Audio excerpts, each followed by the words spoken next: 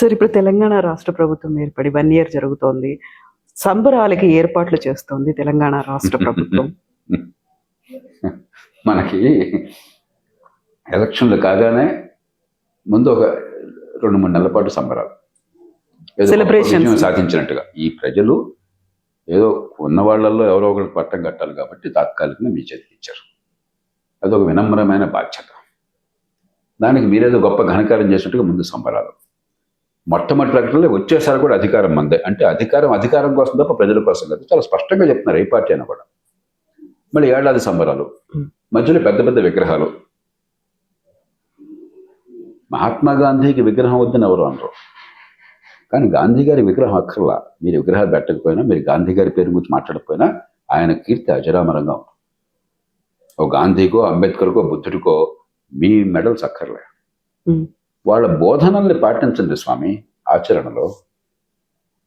ఈ సామాన్యుల బతుకులు గట్టెక్కట్టుగా మంచి విద్య, మంచి ఆరోగ్యం, మౌలిక సదుపాయాలు, నిజాయితీ అయిన పాలన, చట్టబద్ధ పాలన, అధికార వికేంద్రీకరణ తీసుకురండి స్వామి.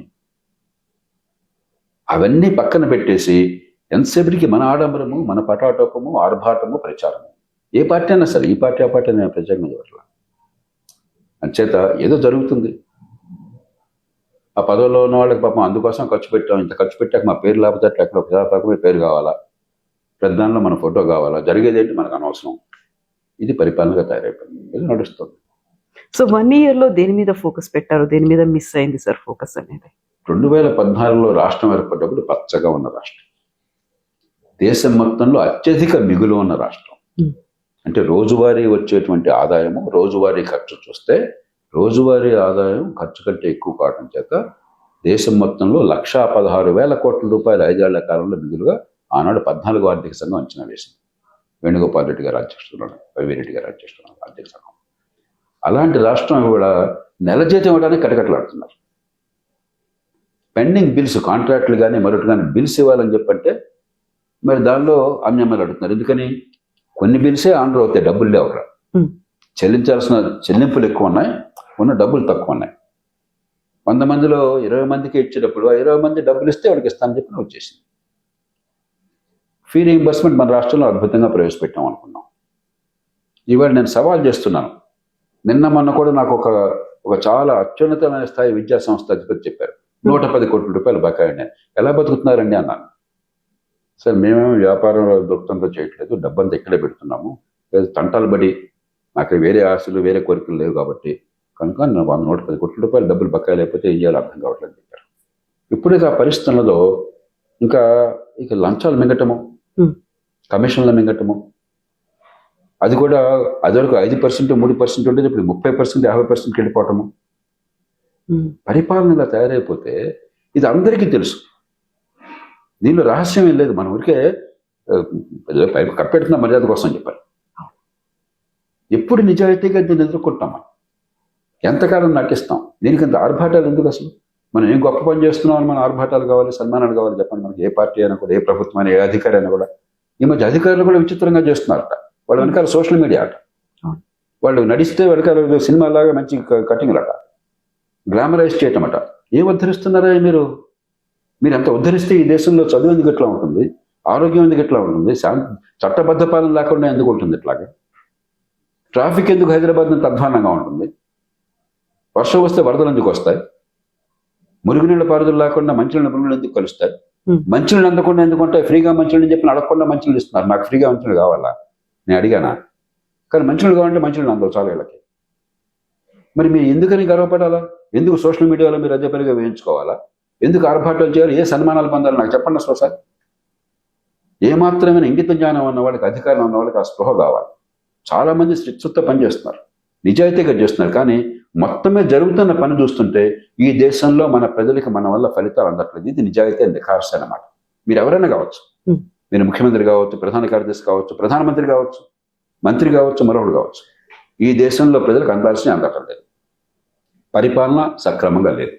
అవినీతి విశృంఖలంగా రాజ్యం ఏలుతోంది. పేదరికం కొనసాగుతోంది. మనలో చాలా లోపాలు ఉన్నాయి. ఆ స్పృహ ఉండాలి కదా, ఆత్మావలోకనం ఉండాలి కదా. అరే పదవి వస్తే బడబడ్డం ఏంటి? ఒక అధికారి కానీ, ఒక నాయకుడు కానీ దానికంత గొప్ప అహంకరించడం ఏంటి? సన్మానం ఏంటి?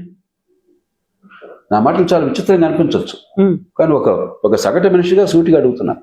దీనిలో తప్పుంటే చెప్పండి. ఓల్డ్ స్కూల్ కి చెందినటువంటి జేపీ గారు క్వశ్చన్స్ ఉన్నాయి. ఓటు వేసే పౌరులు ఆలోచించండి.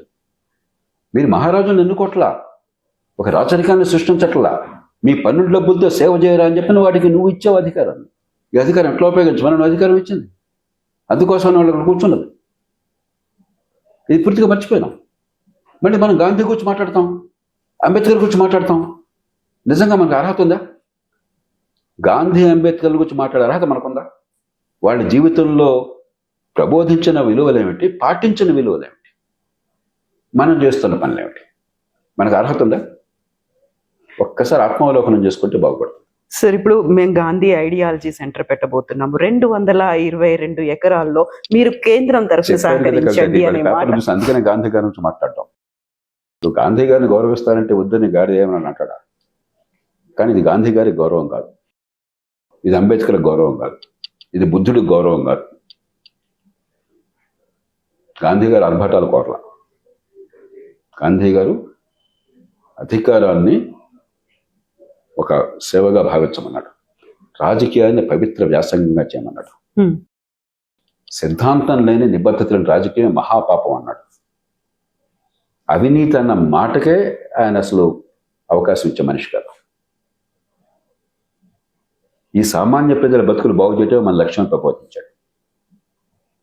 మరి గాంధీ గారిని గురించి మాట్లాడే అర్హత మనకి ఎక్కడ ఉంది? అసలు ఏ రకంగా అర్హత పొందాం? ఆయన విగ్రహం కడితే ఆయన ఆత్మ శాంతిస్తుందా? మనకు మనమే ప్రశ్నించుకోవాలి. అందుకే దేశంలో విజ్ఞులు గాంధీ గారి పేరు మాట్లాడరు, అనవసరం, మనకు అర్హత లేదు. చేతనైనంత మంచి చేద్దాం, చేతనైతే. సార్, ఈ సెలబ్రేషన్స్ అనేవి ప్రజాపాలన 1 year కంప్లీట్ అయింది అని ప్రభుత్వం తరఫున జరుగుతున్నాయా, అధికారులు చేస్తున్నారా, ప్రజలు చేసుకుంటున్నారా? ప్రజాధనం సొంత ఖర్చు తేడా లేకుండా పోయింది.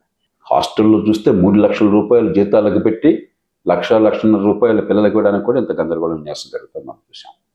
అది ఒక రకమైన వృధా. మరో రకమైనది, ఓ పనికి జరిగే దానికంటే ఆర్భాటానికి ప్రచారానికి జరిగే ఖర్చు ఎక్కువ. మూడోది, మీ ప్రచారానికి మీ లక్ష్యాలకి సంబంధం లేదు, విద్యతో సంబంధం లేకుండా టీచర్ నియామకాలు, దానికి పెద్ద ప్రచారం. అంటే మనకి రాజకీయం చాలా వికృతం అయిపోయింది. ప్రజల జీవితాలతో సంబంధం లేదు. ఏదో రకంగా మాటలు చెప్పో, ఒప్పించో, ఆకర్షించో, తాత్కాలికమైన తాయిలాలిచ్చో, కుల మతం రెచ్చగొట్టో, డబ్బులు పంచో అధికారంలో రావాలి, ఉన్న అధికారాన్ని కాపాడుకోవాలి, మిగతావన్నీ మాకు అనవసరం అనే పరిస్థితికి మనం వచ్చాం. ఇది ప్రజాస్వామ్యానికి క్షేమకరం కాదు. ఇప్పుడే ఈ వారంలోనే మనం రాజ్యాంగం 75వ దినోత్సవం అనుకుంటున్నాం. రేపు జనవరి నుంచి 75వ రిపబ్లిక్ దినోత్సవం అనుకుంటాం. రిపబ్లిక్ 75 వస్తున్నాం, 75 పూర్తవుతున్నాం. ఇప్పుడైనా ఆత్మావలోకనం చేసుకోవాలి. కొన్ని గొప్ప విజయాలు సాధించాం, కొన్ని ఘోర పరాజయాలు ఉన్నాయి. ఈ దేశంలో ఈ అధికారంలో ఉన్న వాళ్ళ కుటుంబాల దగ్గరికి వెళ్ళమనం, వాళ్ళ కుటుంబ సభ్యుల్ని, వాళ్ళ మనవాళ్ళని, మనవరాళ్ళని అనగమని ఒకసారి. వాళ్ళు సంతోషంగా ఉన్నారా? ఈ దేశం చుట్టూ పరిస్థితి సగర్వంగా తలెత్తుకు బతుకుతున్నారు. లేకపోతే ఇది బాగోలేదు, దీన్ని మార్చకపోతే అనుకుంటున్నారు కదా. మీకు అధికారం పోయిన తర్వాత మీరు ఒకసారి గవర్నమెంట్ ఆఫీస్కి వెళ్తే మీకు ఏమవుతుంది మీకు కనిపించట్లేదా? మీరే చెప్తున్నారు కదా ఇంత అధ్వానంగా ఉందని చెప్పాను. ఎక్కడికో వెళ్ళక్కర్లే. దీన్ని మార్చే ప్రయత్నంలో భాగం కాకుండా అధికారం అంటే ఒక పొంగులాగా భావించి, అధికారాన్ని అహంకారంగా చేసుకుని, అధికారం డబ్బు సంపాదించే మార్గంగా చేసుకుని ఏదో ఆర్భాటాలు, ప్రచారాలు ఉంటాయి. దాని నుంచి బయటపడాలి. ఎస్ సార్, మీరిచ్చే సజెషన్స్ నిజంగానే పబ్లిక్ కోసం, ప్రజల భవిష్యత్తు కోసం, మన కోసం ఆ ఆలోచన అనేది మిస్ అవుతోంది కదా సార్. నేను చాలా ఆశావాదిని కదా. నేను ఇందాక చెప్పాను, ప్రతి ప్రజాస్వామ్యంలో ఈ అపశృతులు పెరుగుతున్నాయి. అమెరికా అద్భుతంగా లేదు గతంలో, బ్రిటన్ అద్భుతంగా లేదు. 1868లో బ్రిటన్లో అప్పుడే గ్లాస్టన్ అధికారంలోకి వచ్చాడు మొట్టమొదటిసారిగా, గొప్ప లిబరల్ నాయకుడు. సుమారుగా ఆ సమయంలో ఒక ఎంపీ గారు ఉత్తరం రాశాడు తన ఓటర్లకి, మీకు తెలుసు, నాకు తెలుసు, నేను 5,000 పౌండ్లు ఖర్చు పెట్టి వేలంపాట్లో గెలిచి ఎంపీనైనా, కానీ నాకు మరో విషయం కూడా తెలుసు, వచ్చే ఎలక్షన్లో మీరు ఆల్రెడీ ఇంకొకటికి 8,000 పౌండ్లకు అమ్మేసుకున్నారు ఆ సీట్ని, కాబట్టి నాకు రాదు. కానీ మీకు తెలియాల్సిన విషయం ఏంటంటే నేను వేరే సీట్ని 3,000 పౌండ్లకు కొన్నాను, కాబట్టి మీకు లాభమే, నాకు లాభమే. నేను 2,000 పౌండ్లు తక్కువతో ఎంపీ పదవి కొంటున్నాను, మీరు అదే పదవికి 3,000 పౌండ్లు ఎక్కువ వదిస్తున్నారని చెప్పి రాశారు. యాక్చువల్గా లెటర్ ఉంది. అంత దారుణంగా ఉన్న పరిస్థితి నుంచి ఆ దేశంలో బ్రిటన్లో నాయకత్వం, గ్లాడ్స్టోన్ నాయకత్వంలో ఆ తర్వాత 25 ఏళ్లుగా ఈ వ్యవస్థను మార్చి 1892 నాటికల్లా ఒక గౌరవించదగ్గ ప్రజాస్వామ్యాన్ని తీసుకొచ్చారు. అలాగే అమెరికాలో న్యూయార్క్లో కానీ, ఫిలడెల్ఫియాలో కానీ, ఇతర నగరాల్లో కానీ దారుణంగా ఉండేది ఎన్నికలు. దాని నుంచి బయటపడ్డారు. కాబట్టి మనం సిగ్గుపడాల్సిన అవసరం లేదు. ప్రజాస్వామ్యంలో ఇవన్నీ కూడా అనివార్యమైన. అందులో ఒక పేదరికం ఉంది, అవిద్య ఉన్నది. ఎప్పుడు కూడా విద్య అందించలేదు మనం. ఓటు అంటే ఏంటో తెలియకుండా ఏదో ఒక వేలంవేరిగా ఉంది. ఓటు అరిచే హక్కు తప్ప ప్రజాస్వామ్యం దీనిలో లేదు. అధికార కేంద్రీకరణ ఉన్నది. కాబట్టి అపసరులు దొల్లుతాయి. కానీ నాయకత్వం బాధ్యత ఏమిటి? దాన్ని నిజాయితీగా గుర్తించి మార్పు కోసం ప్రయత్నిస్తారా లేదా? లేకపోతే ఏదో రకంగా అధికార క్రీడగా భావించి ఎన్నికల్లో గెలవటమే పరమార్థం. ఎలా గెలిచి ఏం చేసామో మాకు అనవసరం. ఆ రకంగా కొనసాగిస్తారు. అది తెలుసుకోవాలి మనం. అది నాయకత్వం బాధ్యత. మిగతా వాళ్ళు ఎన్ని తప్పులను చేయొచ్చు, కానీ తుది బాధ్యత నాయకులది. ఎందుకంటే ప్రజల దగ్గర ఆ పౌర ఫటాన్ని పుచ్చుకున్నది మీరు ఓటు రూపంలో.